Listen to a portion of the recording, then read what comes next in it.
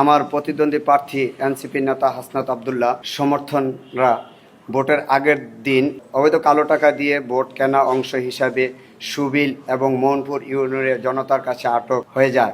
Video ফেসবুকে viral হয়। তার অনুসারীরা প্রতিটি ইউনিয়নে জামাতের ক্যাডারদের সঙ্গে নিয়ে অস্ত্র মহড়া দেয়, যার অংশ হিসাবে গুনাইগড় দক্ষিণ ইউনিয়ন এবং পদ্মকুট গ্রামে অস্ত্রসহ অনুসারী সোহেল রানা এবং আলমগীর সহ 8 জনকে আটক করা হয়। নির্বাচনের দিন আমার এজেন্টদেরকে বের করে দেয়। আমি শুনতে পেয়েছি তার মতো প্রিসাইডিং অফিসারদেরকে কেন্দ্রে দায়িত্ব দেওয়া হয়। তাদের বেশিরভাগ অংশ সর্বোচ্চ ব্যবহার করে প্রতিটি কেন্দ্রে 700-800 করে ভোট আগের কেটে তা নির্বাচনের শেষ হওয়ার 1 ঘন্টা আগে ব্যালটে বক্সে ফেলা হয়। তারপর আমি ভোট বর্জন করি। আমি বিএনপি সমর্থিত প্রার্থী, তারপরও আমার নিজ কেন্দ্রে আমাকে ফেল দেখানো হয়।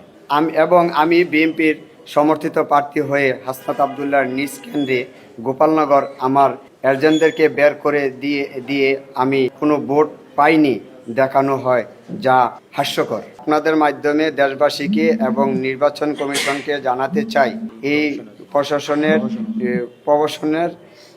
নির্বাচন সুষ্ঠু এবং সূক্ষ্ম ভোট ডাকাতি, নির্বাচনের সন্ত্রাস এবং কালো টাকা দিয়ে ভোট প্রভাবিত করায় নির্বাচনের বাতিল করে পুনরায় ভয়ভীতিহীন, অবাধ, সুষ্ঠু, নিরপেক্ষ নির্বাচন দাবি জানাচ্ছি।